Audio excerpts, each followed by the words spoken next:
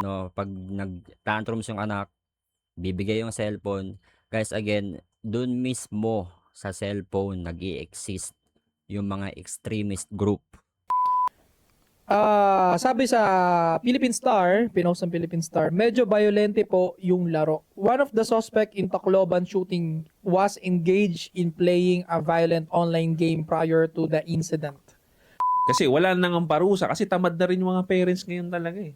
Pagka may nagmi-misbehave yung anak, anong gagawin? Ito iPad, tumahimik ka dyan. Ina, Diba? no? What's up, guys? What's up? It's your boy, Slime. Ang tropa niyong feeling na bitaw. So, Anti-Support Podcast. Usapang lalaki for short. No, introduce natin from the right. 8 Asset. Sa gitna, Josh on point. And sa kaliwa, Soy Sadao. No, so, this is about gentle parenting na topic. Right? And ang title ng podcast is yung pa rin, school shooting in Tacloban, Anti-Support Podcast. Ilalagay ko yung full link ng YouTube dito sa comment or sa description, and you can also visit their YouTube channel to watch their other podcast session and their FB page as well. Right? So, tara, tignan natin tong clip na napakinggan ko, and I wanted to give an insight about this clip. So, tara, play natin. Diba? So, nawawala na yung patience ng mga bata. Yun ang nawala ngayon eh. Patience. Kaya konting kibot, konting asar, sumasabog. O, dagdag mo pa yung pampalito ng mga gender nila. O, kayo talaga may kasalanan yan. So, kawawa mga bata talaga yun. Tapos, dagdag mo pa yung mga parents na nagje-gentle parenting pa. Wala na ngang, aburado na nga yung anak ninyo, punong-puno na ng maling information, tamad pa kayo, hindi nyo pa gawin yung trabaho ninyo para mapunta sa ayos man lang. Diba? Yan ang hindi na tinuturo ng gentle parenting. Ang gentle parenting kasi, parents will adjust to the child eh. Tama. Yan ang gentle parenting. Hindi yung ano ko yung tama anak. Hindi gentle parenting yun. Ang gentle parenting, kung ano yung flow ng anak, susunod yung magulang. Pero yung mas matanda ka, Ganon. di ba? Mas matanda ka, ikaw yung sumusunod sa flow ng anak mo, bobo ka eh. At mabobobo ka nun, mabobobo din yung bata. Wala talagang maganda may dudulot yung gentle parenting. Yeah. Kaya ako dati sinusumpa ako yung pagpapalaki sa akin ng sobrang higpit, ginugulpe at sinisinturon. Natikman ko yan. Level 1, tsinelas, alpombra. Level 2, hanger. Nung nababali na sa katawan mo yung hanger, level 3, sinturon. Sinturon pre. Yan, Level sakit yan. 4, kapag naabutan ng bad trip, nagsasampa yung nanay mo, yung panampay, yung panungkit. Okay, hahataw sa'yo yan. Yung Oo. tumutunog. Nananariwa tuloy yung kabataan ko rin. Ilang beses rin akong pinalo ng sinturon ni Airpat. Sa nanay ko naman, pitik, tapos kurot. Tsaka ilang hanger na rin yung pinalo niyan sa akin kasi talagang yung mga kabataang lalaki sobrang energetic niyan, guys eh. So, ilang beses na talaga akong hinagupit ng mga palo na yan dati. No, so relate talaga tayo sa mga taong to, no. Oh. Level 5, kapag sa labas ka na abutan at kailangan kang pauwiin, may pamatpat yan. Puta, Kawayan, putol na kawayan, putol na ano. Grabe, habulin ka ni Ermat mo noon, no? Sa labas. Sa sobrang tamad niya na maghanap ng pamalo sa'yo, sinave pa ng nanay ko yung pamalo niya sa amin doon sa loob. Yung lola ko, may ano talaga siya, nakatabi na. Nakatabi, Pag dinampot yun, alam mo na eh. So, going back, ito, parang may agenda something. Parang hini-hate ngayon ng Pilipinas yung Roblox, I think. Itong nagpapalakad ngayon. Kasi biniblame ito, sabi. Sabi sa Philippine Star, pinost ng Philippine Star, medyo violente po yung laro. One of the suspect in Tacloban shooting was engaged in playing a violent online game prior to the incident. According to the Police Regional Office Eastern Visayas PRO 8, as per investigation natin, Gorebox. Ano ba yung Gorebox? Parang sa Roblox yata. Team doon. Pro 8 Director Brigadier General Jason Capoy said in phone interview, yes, just like Roblox, may larong may shooting. Sus. May shooting din yung mga ganong firearms. Medyo violente po yung laro, Capoy said. Maliit na issue yung Roblox na yun. Yan na naman tayo. Alam mo dati na issue na rin yan. kung bakit daw violent yung mga lalaki sa GTA. Mm. Sinilit nila yan dati. Roblox is bago lang ngayon. Pero dati GTA ang sinisisi nila, pre. Paborito ko yun, di naman ako namaril. Kaya nga eh. Mismo, 'di ba? Kahit naman tayo, 'di ba? I mean, this podcast or conversation na meron sila speaks to our generation, especially sa millennials and kung Gen Z man, alright? Right? Tayo tinutukoy na ito yung mga issue ngayon.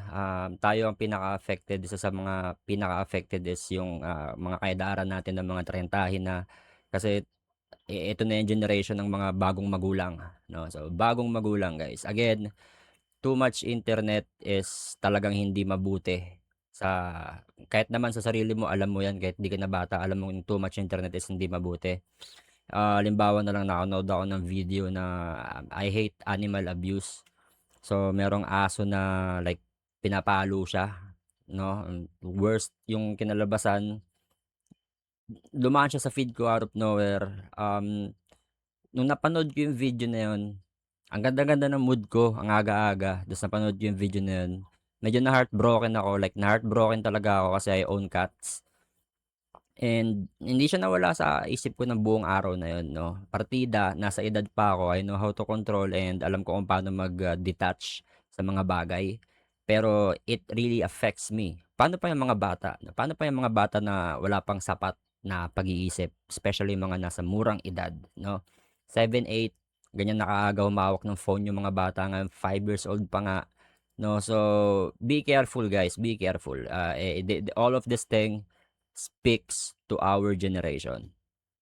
Kaya nga, na naman, pupunta na naman tayo sa surface level eh. GTA, games, baril, bullying, nandyan lang tayo eh. Again, kahit anong laruin ng bata, may pamangkin akong close na close ako, pre. Roblox din ang kinakaadikan. Nanaksak ba? Di Surface level is kung ano lang yung nakikita natin, kung ano lang yung pinaka nakikita natin sa naked eye natin, no? Hindi natin alam yung pinaka root cause, yung pinaka pananggalingan kung paano nag-ugat sa ganito. Again, meron tayong nakitang interesting information about this shootout sa Tacloban or shooting sa school sa Tacloban. Merong something, no, isang group na sindikato na nagpo-promote ng extremism, no? Again, we'll go about that conversation sa ibang video. Bibigyan natin ng oras yan para mas maintindihan pa natin. I'm willing to share, guys. Hindi ko pwedeng solohin tong information na to. naman siya violente, mabait Oo. pa nga eh. Mabait.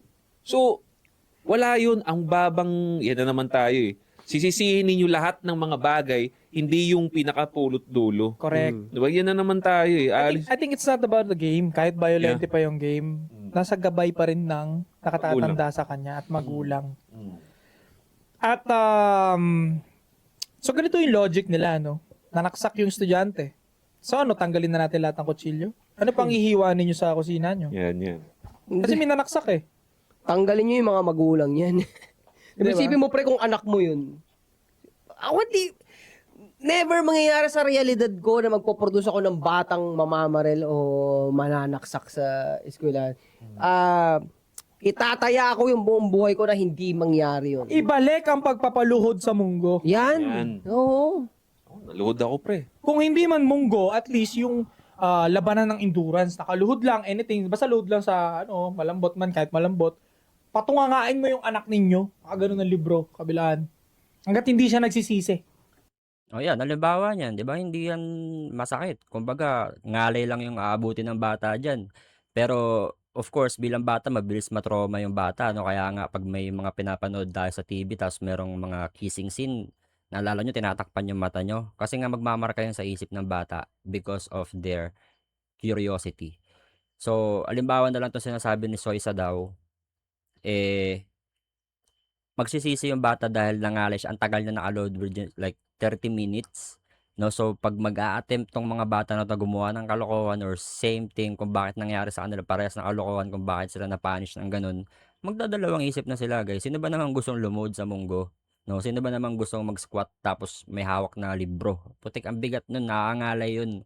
No? Parang bumabagal yung oras nun. Sobrang bagal ng oras para kang nagpla-planking. Okay? Tapos pagsorihin mo siya sa Panginoon, sa altar ninyo dyan, pagloadin mo pa siya, magsorry ka dyan sa Panginoon ng mahaba. Yan. Cultural and moral values as a Filipino. 30 minutes, di ka nadadala. Yeah. Every time na may maling gagawin, ewan ko kung ganahan pa siya.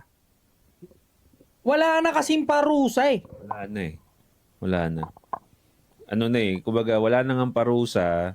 Kasi wala nang ang parusa kasi tamad na rin yung mga parents ngayon talaga eh. Pagka may nagmi-misbehave yung anak, anong gagawin? Ito iPad, tumahimik ka dyan. Ina, Diba? no? Anong Gusto? Oo, ito Oo. gusto. O, bigay, Oo. sige, bibigay natin. Tangina, wala kaming ganun dati. Wala. Kaya hindi kami hindi kami nananaksak, hindi kami violente. May respeto kami. May respeto kami sa hierarchy ng kung nasaan kami. Yun ang purpose ng magulang talaga is kayo yung mag-umpisa, kayo magpaparealize sa anak ninyo ng hierarchy kung nasaan ka, merong mas boss sa'yo. Di ba? Kaya katulad yan, sa mall, yan, napapansin ko na rin to, pag yung bata nagwala na dun sa department, sa supermarket, anong gagawin? Dahil nga gentle parenting, go with the flow ng anak. Nagwala. Aalis, lalabas, hanggang sa tumahimik yung bata. So, nasunod yung anak. Nagawa niya yung dapat niyang gustong mangyari. Ang pansinin niyo ako. Ganun eh. Alam mo dati pagka ako supermarket, anong mararamdaman ko? Tatahimik lang si Ermat, lalapitan ako. Kukuritin ako ng pinakamaliit na kurot niyang. Ang sakit nun pre ha. Yung ganun, yung maliit na kurot na ganun. Manipis sa balat mo? Oo, Ang sakit. nalapit na. Ikan dito. Kala ko lalambingin ako eh. Biglang kukurutin ako ng ganun. Aray, ang sakit. Ang sakit. Tahimik na. Sinong nasunod? Siya. Ayan, basic na disiplina lang guys. Yung mga simpleng pangungurot na yan, malaking factor yan sa pagpapalaki ng mga bata.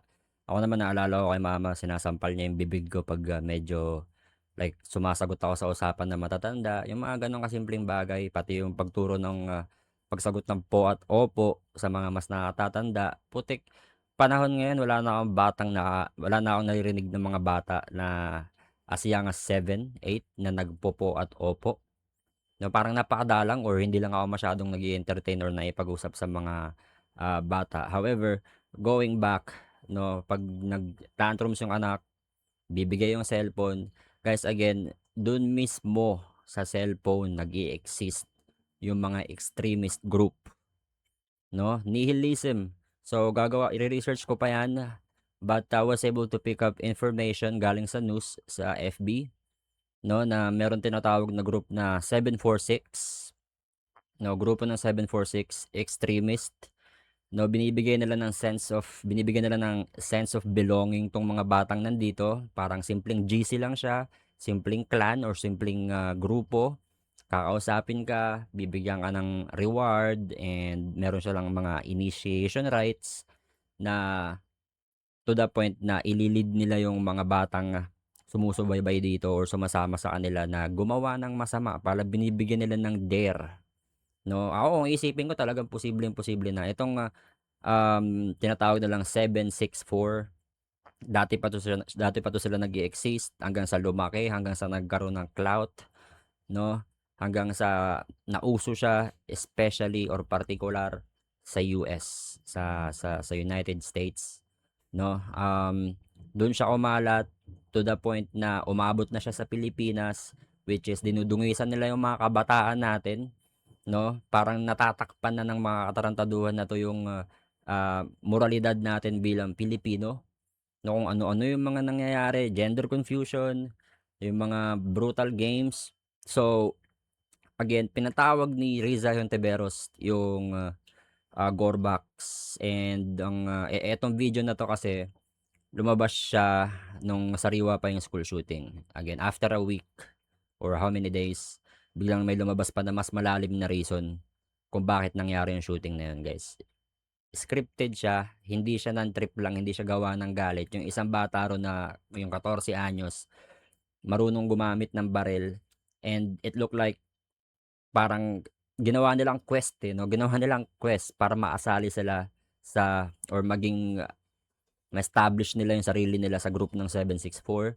They have to perform a shootout para mas maging solid sila sa group ng 764 or whatever. Maghahanap pa ako ng mga information tungkol dito, pero ayan yung tinatawag na peer pressure, parang ganun, parang pwede natin ilinya doon.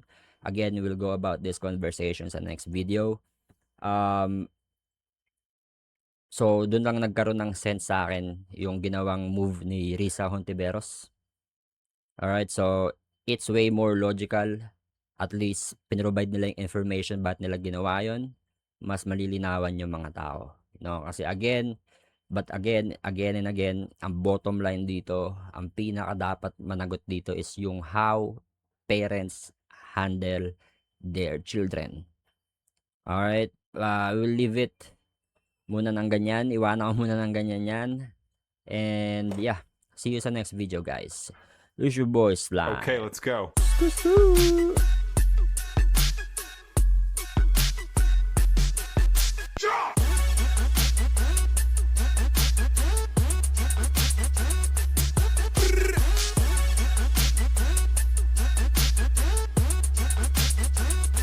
Slime Game.